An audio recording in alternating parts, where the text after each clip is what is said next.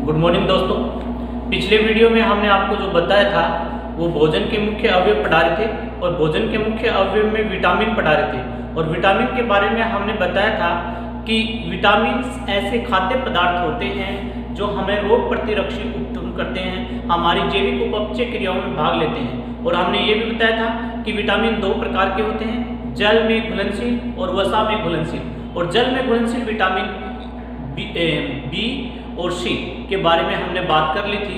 इसके बाद में हम जो आपको बताने वाले हैं वो बताने वाले हैं कि वसा में घुलनशील विटामिन या जल में घुलनशील विटामिन कौन से होते हैं। तो दोस्तों शुरुआत करते हैं। आप सभी लोग इस बात को ध्यान दें कि कंपटीशन का ज़माना है और कंपटीशन के ज़माने में हमें हर दिन अपडेट होना पड़ेगा। दोस्तों हम शुरुआत करते हैं भोजन के मुख्य अवयव। जो पिछले वीडियो में हमने बताया था वो विटामिन बी व सी के बारे में बता दिया था। अब हम भोजन के हम बता देते हैं भोजन के मुख्य अवयव, भोजन के मुख्य अवयव। और उसमें हमने विटामिन बताया था, विटामिन। और विटामिन की बात करें हम तो विटामिन हम पढ़ चुके थे जल में घुलनशील। अब 2 नंबर पे जो विटामिन आएगा वो वसा में घुलनशील विटामिन होगा। वसा में घुलनशील या जल में अघुलनशील भी बोल सकते हैं। वसा में घुलनशील या जल में अघुलनशील विटामिन। दोस्तों जल में घुलनशील विटामिन हम बता चुके थे बी व सी होते हैं और वसा में घुलनशील विटामिन होते हैं ए, डी, ई और के। ये 4 विटामिन होते हैं जो वसा में घुलनशील। और एक विटामिन और भी होता है B12 जो हम आपको पहले भी बता चुके। विटामिन B12 वसा में घुलनशील विटामिन होता है। इसी की बात चर्चा कर रहे हैं दोस्तों। आपका ध्यान बोर्ड पे केंद्रित रहे। अब ध्यान दें, सबसे पहले हम बताते हैं विटामिन ए। और विटामिन ए का रासायनिक नाम विटामिन ए का रासायनिक नाम जो होता है वो होता है रेटिनोल। ये रेटिनोल होता है। विटामिन ए का रासायनिक नाम होता है दोस्तों रेटिनोल। और हम बात करें इसकी कमी से रोग, और कमी से जो रोग होता है दोस्तों ये होता है रतौंधी। और रतौंधी जो रोग होता है ये आंखों से संबंधित होता है, आंखों का रोग होता है। आंख से संबंधित रोग होता है, आंखों का रोग होता है। दिखाई नहीं देता, इसमें से स्पष्ट दिखाई नहीं देता, रात के अंधेरे के अंदर थोड़ी स्पष्ट दिखाई नहीं देता, रतौंधी होता है। रात को दिखाई नहीं देना। अब इसके प्रमुख स्रोत की बात करें, प्रमुख स्रोत, तो प्रमुख स्रोत इसका होता है गाजर। दोस्तों यहां ध्यान दें, गाजर में विटामिन ए सबसे ज्यादा पाया जाता है, गाजर है। इसके बाद हम बात करें पपीता, आम, मछली का तेल और यकृत। यानी मनुष्य का यकृत जो संचालित करता है, यकृत संचालित जो करता है ये मोस्ट है दोस्तों, याद रहे। ये विटामिन ए संचालित करता है, संचालित करता है विटामिन ए। याद रखना पपीता, गाजर में सबसे ज्यादा ए विटामिन होता है। मछली का तेल, यकृत आदि इसके प्रमुख स्रोत होते हैं। दोस्तों ये जो विटामिन कमी होता है, इसकी कमी से रोग होता है रतौंधी। अतः इसको विटामिन ए को हम आंखों का विटामिन भी कहते हैं, आंखों का विटामिन भी कहते हैं। विटामिन ए को हम आंखों का विटामिन भी कहते हैं। ए विटामिन को हम आंखों का विटामिन भी कहते हैं। तो दोस्तों आपको बताया विटामिन ए, और विटामिन ए का रासायनिक नाम होता है रेटिनोल। कमी से रोग रतौंधी हो जाता है। प्रमुख स्रोत गाजर, पपीता, मछली का तेल, आम, यकृत आदि इसके प्रमुख स्रोत होते हैं। इसके बाद में हम बात करें विटामिन डी के बारे में तो विटामिन डी पढ़ेंगे। और विटामिन डी की बात करें हम तो विटामिन डी का रासायनिक नाम जो होता है, रासायनिक नाम, इसका रासायनिक नाम होता है वो होता है कैल्सीफेरोल,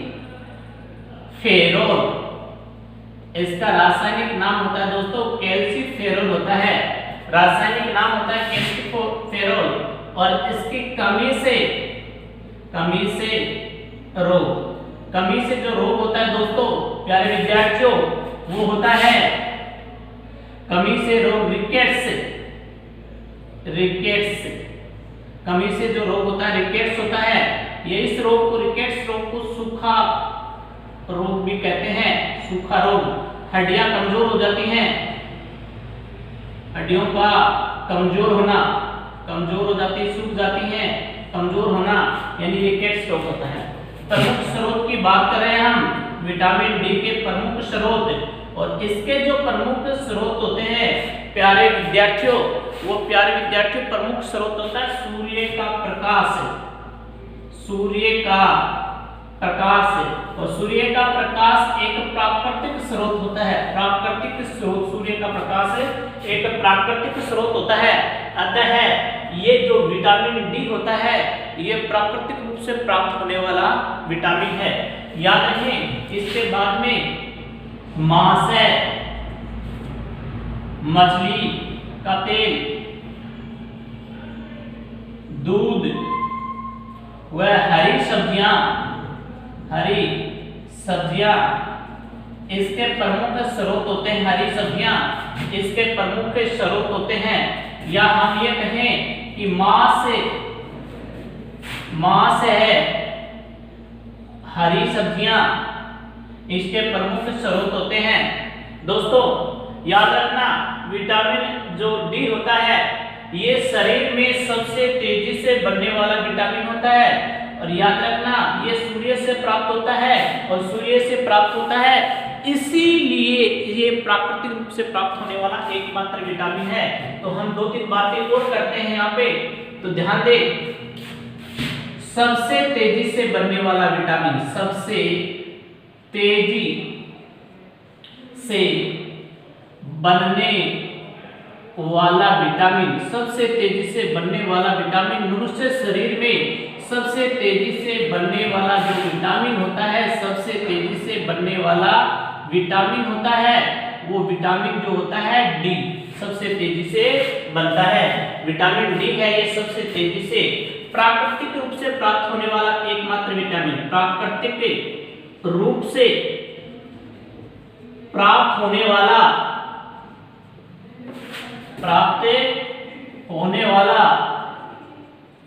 विटामिन, प्राकृतिक रूप से प्राप्त होने वाला जो विटामिन होता है वो होता है डी। और इस विटामिन को हम हार्मोन विटामिन भी कहते हैं, विटामिन डी को हम हार्मोन विटामिन भी कहते हैं। विटामिन डी को क्या कहते हैं हम? हार्मोन विटामिन भी कहते हैं। तो सबसे पहली बात इसको याद रखना है, रासायनिक नाम होता है कैल्सीफेरोल। कमी से रोग रिकेट्स हो जाता है, सूखा हड्डियां कमजोर हो जाती हैं।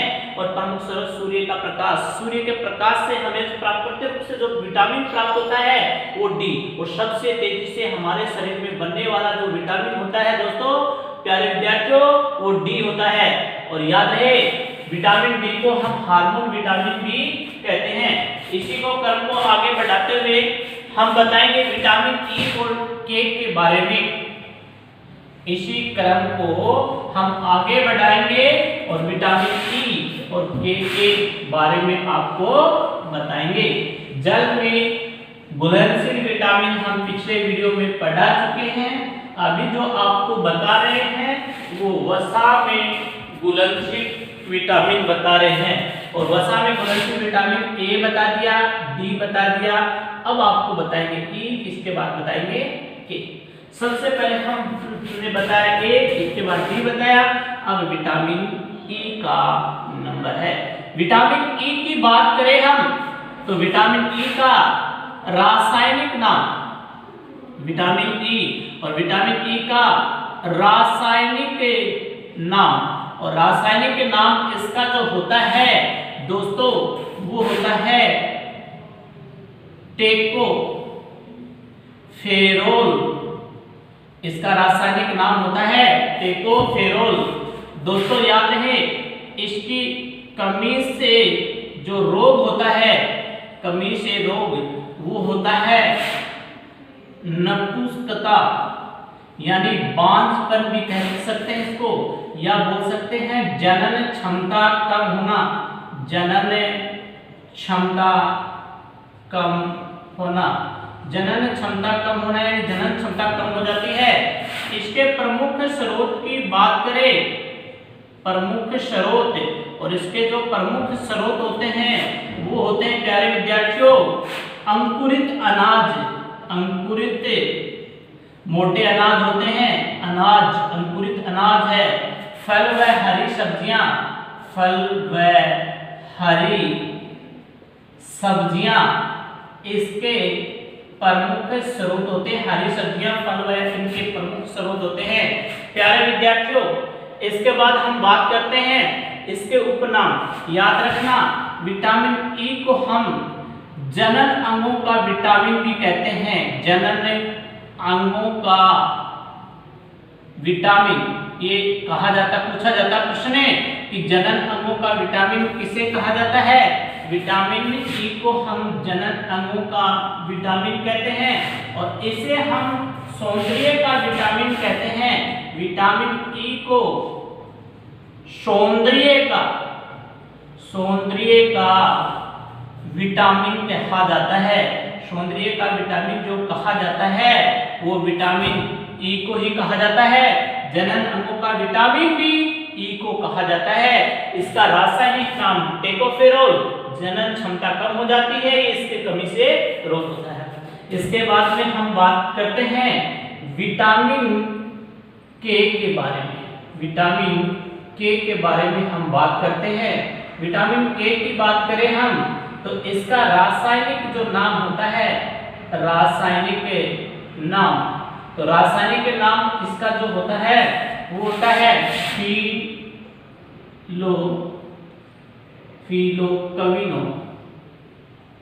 कविनो, और इसका एक नाम कविनोन भी होता है, एक नेफ्टोकविनोन भी होता है, नेफ्टोकविनोन भी होता है, फिनोकविनोन और नेफ्टोकविनोन भी होता है, फिनोकविनोन याद रखें।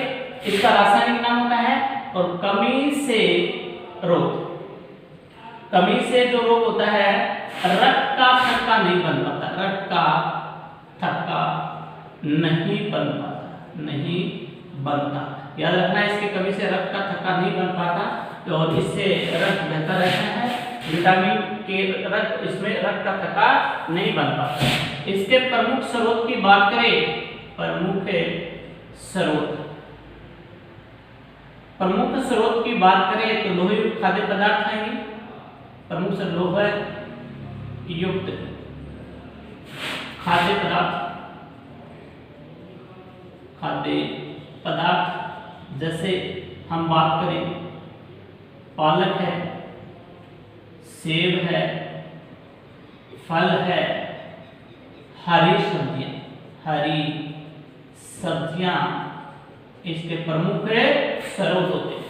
दोस्तों याद रहे विटामिन के रासायनिक फिनोकविनोन, कमी से रोग, रक्त का थक्का नहीं बन पाता, प्रमुख स्रोत लोह युक्त खाद्य पदार्थ, सेब, पालक, हरी सब्जियां होती है इसके प्रमुख स्रोत। तो ये हमने बताया विटामिन के बारे में, विटामिन बी के बारे में, इसके बाद सी के बारे में, इसके बाद ए के बारे में, इसके बाद में हमने आपको बताया डी के बारे में, ई के बारे में और के बारे में। अब इनमें रासायनिक नाम को हम आसानी से कैसे याद रखें, रासायनिक नाम को हम कैसे, विटामिन के रासायनिक नाम को हम कैसे याद रखें, इसके लिए एक छोटी सी ट्रिक है, और वो छोटी सी ट्रिक आपको बोर्ड पर ध्यान दें, ट्रिक, और ट्रिक के माध्यम से आप समझ जाएंगे कि वो कौन सी ट्रिक है जिससे हम आसानी से इसके रासायनिक नाम को याद रख सकते हैं। दोस्तों इस ट्रिक का स्क्रीनशॉट ले लें ताकि आपको आसानी से ये ट्रिक याद हो जाए, और ट्रिक है रथ पर एक टॉफी। ट्रिक क्या हमारी, ये ट्रिक है, ट्रिक ये रथ पर एक टॉफी, रथ पर एक टॉफी, रे का मतलब होता है दोस्तों रेटी, नो। और थ का मतलब होता है थायमिन। ये विटामिन ए का रासायनिक नाम होता है, ये विटामिन बी का रासायनिक नाम होता है। दोस्तों प्यारे विद्यार्थियों, इसका मतलब कुछ नहीं। इसके बाद में हम बात करते हैं विटामिन सी की बात करते हैं। इसका नाम रासायनिक नाम होता है एस्कॉर्बिक अम्ल। एस्कॉर्बिक अम्ल होता है। इसके बाद बात करें विटामिन के का, तो इसका रासायनिक नाम होता है कैल्सीफेरो। इसका नाम होता है टेकोफेरो। ये विटामिन ए का रासायनिक नाम है, ये बी का रासायनिक नाम है, ये सी का है, ये डी का है और ये ई का। तो ये है फिनो कविनो, ये है विटामिन के का रासायनिक। आसानी से ब्रेक थी दोस्तों। रथ पर एक टॉफी, जिससे हम आसानी से विटामिन के रासायनिक नामों को याद रख सकते हैं। ये विटामिन का टॉपिक था, जो भोजन के 4 मुख्य अवयव एलिमेंट्स ऑफ फूड हम करवा चुके हैं आपको।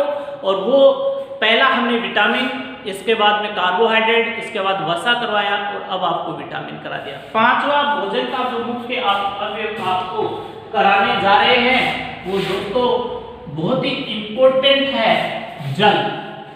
इससे भी प्रश्न पूछे जाते हैं कंपटीशन में। वाटर, जल के बारे में हम बात कर रहे हैं।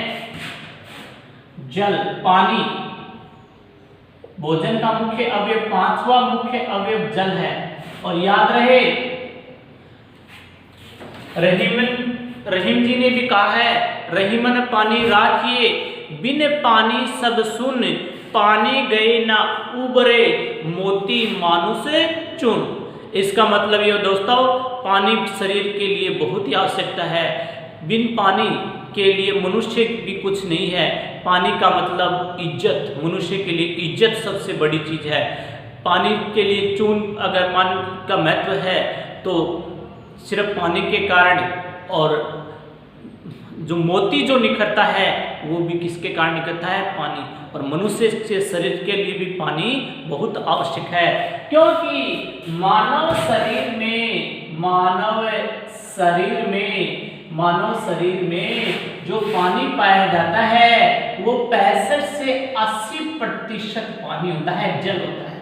मनुष्य शरीर में जो जल होता है प्यारे विद्यार्थियों, वो 65 से 80% जल होता है मनुष्य शरीर में। तो जल शरीर के लिए आवश्यक है। दोस्तों ध्यान रहे, हमें जल से ऊर्जा प्राप्त नहीं होती, जल से ऊर्जा प्राप्त नहीं होती है, हमें जल से ऊर्जा प्राप्त नहीं होती। कंपटीशन में एक बार प्रश्न पूछा गया था कि एक पानी के गिलास से हमें कितनी ऊर्जा प्राप्त होती, तो इसका आंसर क्या होगा? 0। हमें ऊर्जा प्राप्त होती ही नहीं है, हमें जल से ऊर्जा प्राप्त नहीं होती। याद रहे, जल से ऊर्जा प्राप्त नहीं होती। मनुष्य शरीर में 65 से 80% जल पाया जाता है। बात कर रहे हैं हम सबसे ज्यादा जो जल होता है, सबसे ज्यादा जल मनुष्य शरीर में सबसे ज्यादा जल की बात करें तो सबसे ज्यादा जल पाया जाता है वो आंसू में होता है। आंसू में 98% जल होता है। और इसके बाद में हम बात करें तो दांतों के इनामेल में जो सबसे कठोर भाग होता है, इनामेल कैल्शियम कार्बोनेट का बना होता है, कैल्शियम फास्फेट का बना होता है। ये याद रखें, इसमें 4% जल पाया जाता है। हम बात करें रक्त प्लाज्मा की, तो रक्त प्लाज्मा में दोस्तों प्यारे विद्यार्थियों, रक्त प्लाज्मा में जो जल पाया जाता है, रक्त प्लाज्मा में जल पाया जाता है वो 90 से 92% जल होता है। रक्त प्लाज्मा में जल होता है वो 90 से 92% जल पाया जाता है।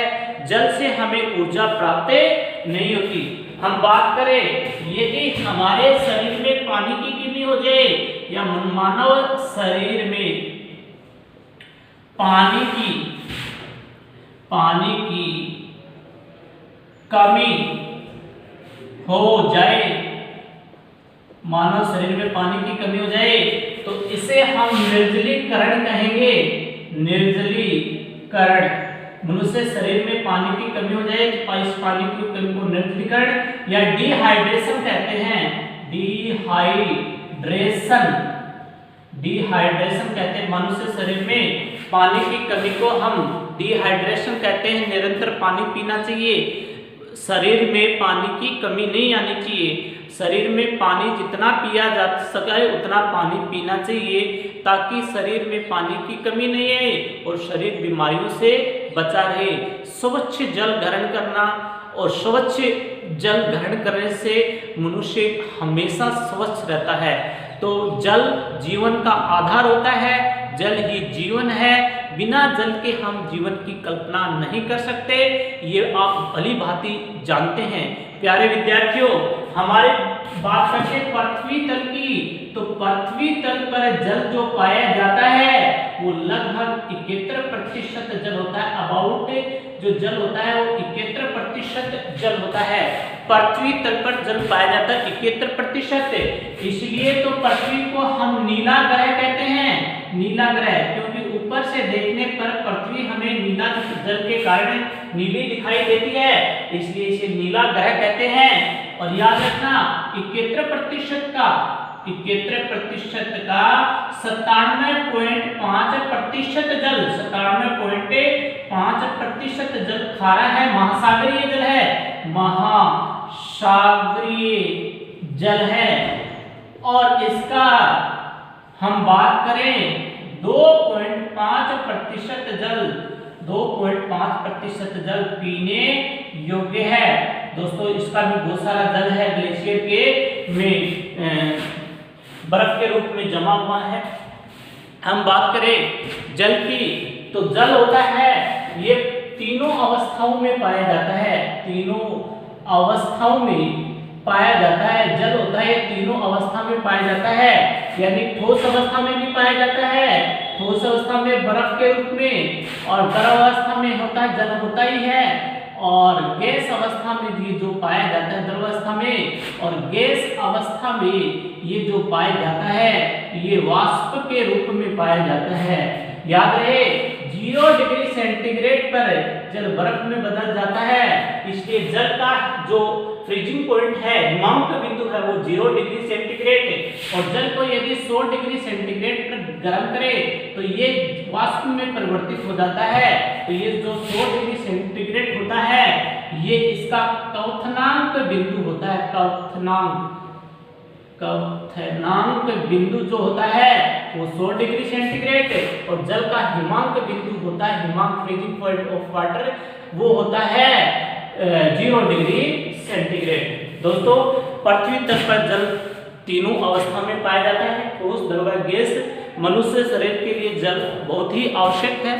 प्रत्येक मनुष्य को कम से कम प्रतिदिन कम से कम जो जल पीना चाहिए वो पीना चाहिए 5 से 6 गिलास। तो जल कम से कम जितना जल पीना है उतना ही मनुष्य स्वस्थ रहेगा। दैनिक क्रियाएं होती हैं उसमें उसको जो इन्वर्टेड यानी आंतरिक क्रियाएं होती हैं उनको सहायता मिलती है। तो जल अधिक से अधिक पीना चाहिए। अगर मनुष्य जल का सेवन नहीं करता तो डिहाइड्रेशन हो जाएगा, निर्जलीकरण हो जाएगा और बीमारियों का घर अपने शरीर को बना लेगा। तो दोस्तों ये था जल जो मनुष्य शरीर के लिए बहुत ही आवश्यक है, मनुष्य के जीवन का आधार होता है जल। ये जो बताया जल के बारे में आपको बताया, मनुष्य के लिए जल आवश्यक है। और जल सबसे स्वच्छ जल जो माना गया है दोस्तों वो वर्षा का जल होता है। ये भी आपको अभी बता देते हैं 2-3 बातें।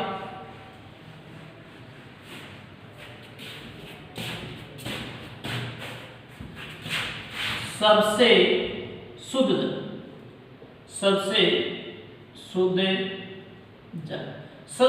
जल होता है ये प्यारे विद्यार्थियों वो होता है वर्षा का जल।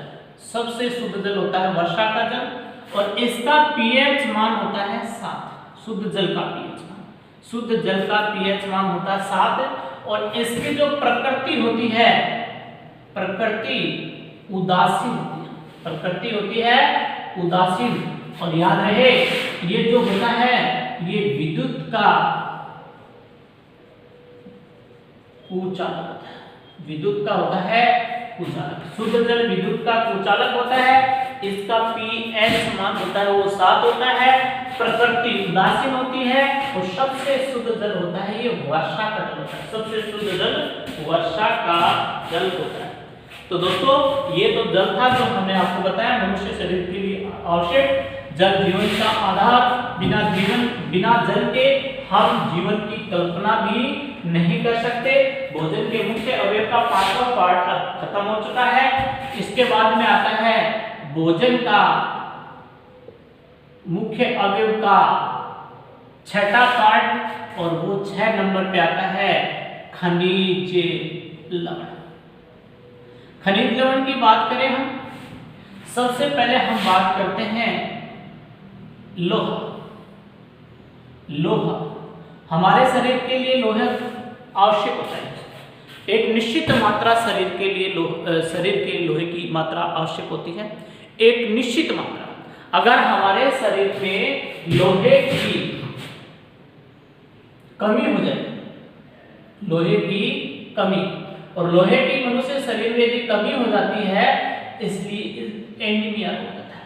एनीमिया रोग, एनीमिया रोग हो जाता है लोहे की कमी से। लोहे की कमी से मनुष्य शरीर में एनीमिया रोग हो जाता है।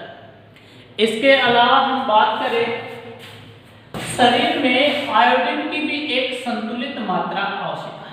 आयोडीन अगर आयोडीन की कमी हो जाती है, आयोडीन की यदि शरीर में कमी हो जाती है तो इससे गलगंड या घेंगा रोग होता है। गलगंड या घेंगा रोग हो जाता है। इसके बारे में हम आपको बता चुके हैं डिजीज के पार्ट के अंदर। ध्यान दें, गलगंड या घेंगा रोग हो जाता है आयोडीन की कमी से। इससे मनुष्य का जो थायरॉक्सिन हार्मोन में कमी आ जाती है, हमने बताया था। और थायरॉक्सिन हार्मोन में कमी आने से, थायरॉक्सिन हार्मोन में कमी आने से थायराइड ग्रंथि फूलकर मोटी हो जाती है, और मोटी हो जाती है इससे गलगंड घेंगा रोग आयोडीन की कमी से। दोस्तों लोहे की कमी से नहीं है। दोस्तों लोहे की अधिकता से जो रोग होता है, लोहे की अधिकता से वो लोह महता रोग होता है। हम बात करें यहाँ पे लोहे की अधिकता, और लोहे की अधिकता से जो रोग होगा, अधिकता से वो लोह महता रोग होगा, लोह महता रोग। और लोह महता इसको सिड्रोसिस रोग भी बोलते हैं। सिड्रोसिस, इसको हम बोलते हैं सिड्रोसिस रोग, सिड्रोसिस रोग। और ये जो रोग होता है ये लोहे के बर्तनों में शराब पीने से होता है। लोहे के बर्तनों में शराब पीने से जो रोग होता है वो होता है लोह महता रोग, और लोहे की कमी से एनीमिया रोग। हम बात करें आयोडीन की कमी से गलगंड या घेंगा रोग। इसके अलावा मनुष्य शरीर के लिए कैल्शियम व फास्फोरस की, कैल्शियम व फास्फोरस की, कैल्शियम व फास्फोरस की आवश्यकता होती है।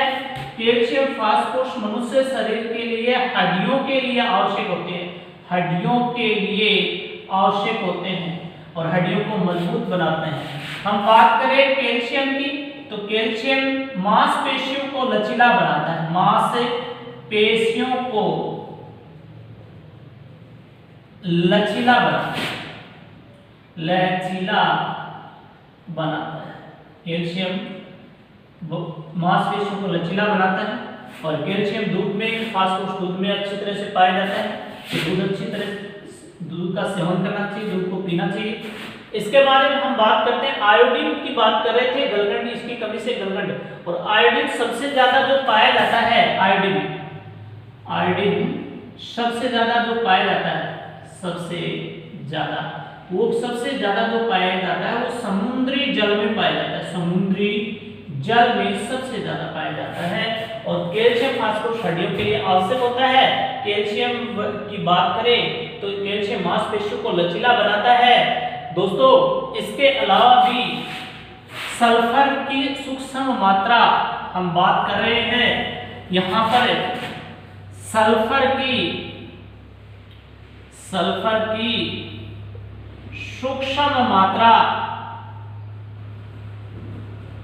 शरीर के लिए आवश्यक होती है, शरीर के लिए आवश्यक होती है। और याद रखना सूक्ष्म मात्रा आवश्यक होती है।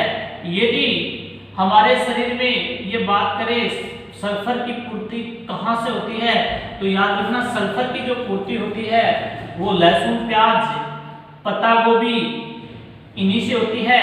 सबसे ज्यादा सल्फर जो पाई जाती है वो पत्ता गोभी में पाई जाती है।